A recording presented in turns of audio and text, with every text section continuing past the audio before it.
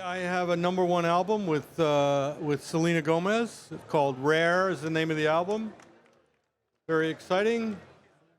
She's amazing, and we use the APB-16 on her voice on several songs. So you can get to hear the APB-16 in action on Selena Gomez. Whenever I talk about the APB and try to help people understand that this is not just a DSP box. That's not at all what it is. It's not a hardware DSP so that you can run your McDSP plugins. That is not what it is. It's not that at all. It is 16 channels of analog compression and now mixing as well. This is an actual processing on a Thunderbolt cable. No DigiLink, no other cabling but a Thunderbolt. That's really a big deal. I can't tell you how it's doubled my my analog capability in one single box with one single cable. Very, very cool system. Colin's coding is always top notch. All of the McDSP suite doesn't have those problems, and the APB is no different. I love the fact that I can automate analog compression. I mean, think about that. Just automating an analog compressor, that's like a dream come true. You have the same experiences. It's true. I mean, it's fun to make, tools for people that are doing things that you can't do. It's fun to listen to music, like, oh, wow, oh, we use, whatever, this McDSP plugin's all over that. I'm like, really?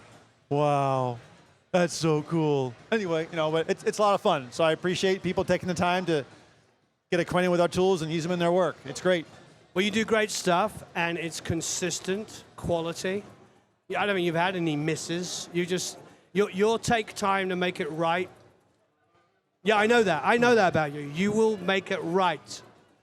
You won't just go announce a plugin and then rush something out. I don't know the physics, the electronics. I don't know any of that stuff. That's your world. But why is it that going, I don't know, why is it that going through hardware like you're doing allows things to feel separated but glued together and create more depth than when you're only in the box? Why is that? Is there a reason? Actually, I don't know the answer to that question. But you certainly, I don't want to advocate digital is better than analog, but if you just make a good product and it sounds really good, you can get a lot of great sounds out of it. So when we thought we'd make this, programmable analog processor, I said just the best it can be. What are some of the ones you've been using recently on some of these pieces of work? I mean, I start from the top, right? But I always, since we started, I say this every year when we come here, the filter bank is on my vocals. That's the one thing that, I think that's the one thing that doesn't change.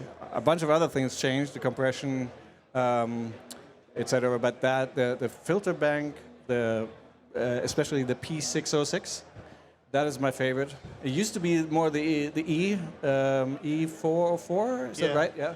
So, but it's the P606 because I just like parametric EQs. Filter bank parametric in the high band is just amazing. It's this sound that has been around for, well, you made this thing 2 years ago, 20 years ago. Well, there was an Emmy for 20 years, whatever thing, right?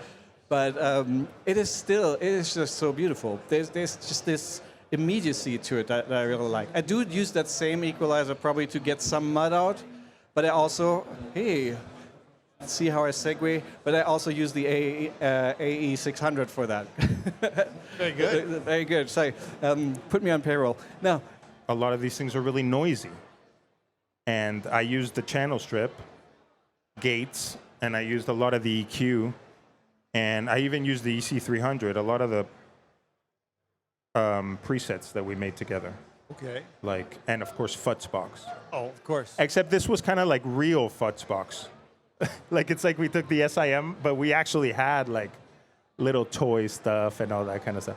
But, and this is for real. We actually checked out some of your impulse responses with the real stuff that they represented.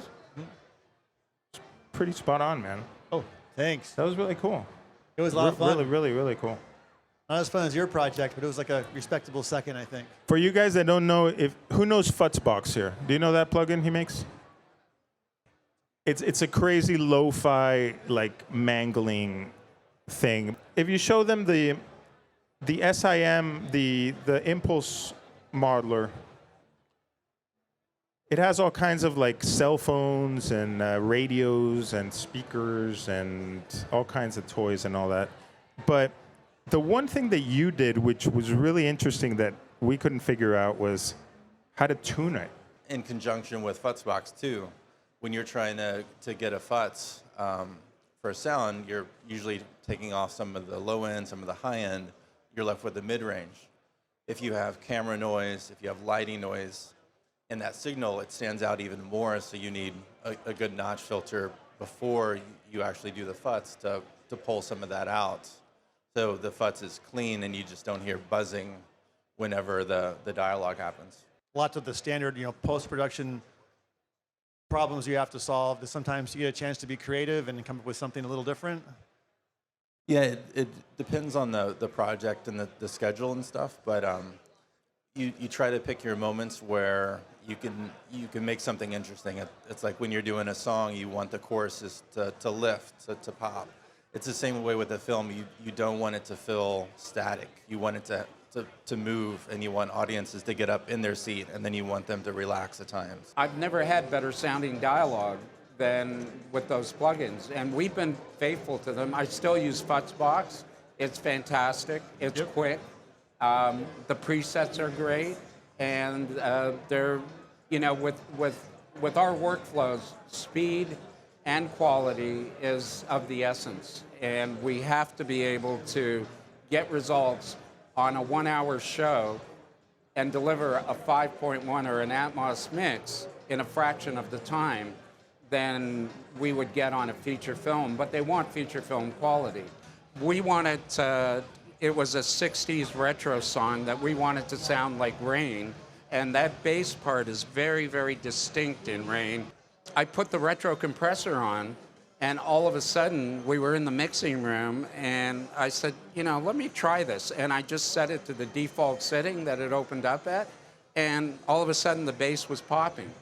And I thought, wow. And then we tweaked it a little bit and fine-tuned it, and it was amazing. So I've started also putting that on, I've started putting that, multiple instances of that on my dialogue channels. And so it complements my dialogue chain with the SA2 and with the ML4000. A lot of times if you're doing loudness level for broadcast where we're stuck to -24 LKFS, or if you're mixing a piece of music, you're trying to get to 16 LUFS or whatever format it happens to be, a combination of having a limiter and the multiband compressor has been really useful. So I'll take a reading of the file and see where it's at, and by dialing in a few parameters using the limiter for adjusting the loudness gain and maybe using the multiband, it's for me, there's a lot of other more complicated mastering tools. For me, the ML4000 is just such a great sounding toolkit that that works not only for mastering of a soundtrack, but for a music track